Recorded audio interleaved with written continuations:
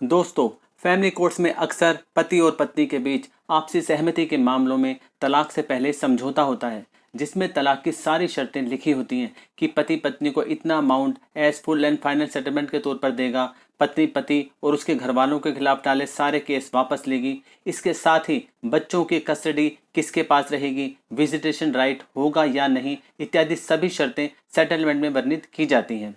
अगर आप और आपकी पत्नी के बीच सेटलमेंट हुआ है जिसके तहत बच्चे आपकी पत्नी के पास रहेंगे और समझौते की शर्त में यह लिखा है कि आपकी पत्नी एक मुश्त पैसे लेकर अपना और बच्चों के मेंटेनेंस का राइट छोड़ रही है और भविष्य में वो आपसे बच्चों के लिए कोई भी मेंटेनेंस क्लेम नहीं करेगी, तो समझ जाइए ऐसी शर्त कानून की नज़र में मान्य नहीं है। इस वीडियो में हमारे साथ अंत तक बने रहिए। इस वीडियो में मिली जानकारी से आप भविष्य में हो सकने वाली बहुत बड़े आर्थिक नुकसान और मानसिक परेशानी से बच सकते हैं।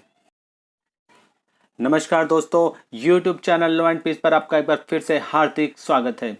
हमेशा की तरह आज भी हम आपके लिए कानूनी ज्ञान के समंदर में से एक ऐसा मोती चुन के लाए हैं जो आपके और आपके परिचित लोगों के बहुत काम आ सकता है। तो चलिए बिना देर किए वीडियो में आगे बढ़ते हैं। दोस्तों, फैमिली कोर्ट्स में म्यूचुअल डिवोर्स के ज़्यादातर केसेस में नाबालिग बच्चों की कस्टडी मदर अपने पास रखती है। मेमोरेंडम ऑफ अंडरस्टैंडिंग, जिसे शॉर्ट में MOU भी कहते हैं, उसमें अधिकतर ये शर्त इंक्लूड होती है कि पत्नी पति से एक लमसम अमाउंट लेकर अपने और बच्चों के पास्ट, प्रेजेंट और भविष्य के मेंटेनेंस को पति से क्लेम करने के राइट का त्याग करती है। दोस्तों, आपको जानकर हैरानी होगी कि ऐसी कोई भी शर्त इलीगल है। हालांकि पति पत्नी के हजारों म्यूचुअल डिवोर्स के केसेस रोज इसी शर्त के आधार पर खत्म हो रहे हैं। आपको हम क्लियर कर दें कि आपकी पत्नी या बच्चों के मदर द्वारा बच्चों का मेंटेनेंस राइट छोड़ने के बावजूद, भले ही ऐसा एग्रीमेंट लिखित में हो, भविष्य में बच्चे आपसे मेंटेनेंस क्लेम कर सकते हैं। दोस्तों, ऐसी ही एक शर्त सुप्रीम कोर्ट के लैंडमार्क जजमेंट में अमान्य करार दी गई। 22 अप्रैल 2019 को सुप्रीम कोर्ट ने एक जजमेंट डिलीवर की जिसका टाइटल था गणेश वर्सेस सुधीर कुमार श्रीवास्तव।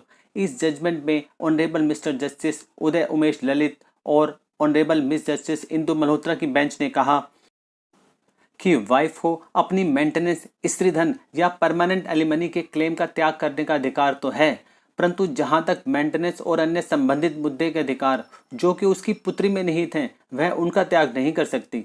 इस केस में सुप्रीम कोर्ट ने बेटी के मेंटेनेंस राइट को उसकी मदर द्वारा छोड़ने के सेटलमेंट की शर्त को अवैध करार देते हुए अपील का निपटारा किया। इस जजमेंट के बाद दिल्ली हाईकोर्ट की जजमेंट आई Rakesh Jain and others versus state criminal MC number 2935/2019, जो कि 6 सितंबर 2019 को डिलीवर की गई थी। इस फैसले में भी पति पत्नी के बीच मीडिएशन के सेटलमेंट की कंडीशन कोर्ट के सामने विचार के लिए आई।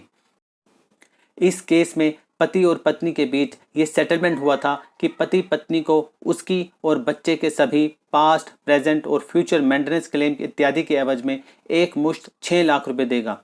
दिल्ली हाईकोर्ट ने मदर द्वारा बच्चे के मेंटेनेंस क्लेम को छोड़ने की शर्त को अवैध करार दिया और पार्टीज को दोबारा मीडिएशन सेंटर भेजा ताकि उस शर्त को हटाकर लीगली वैलिड शर्त उस सेटलमेंट एग्रीमेंट में डाली जा सके।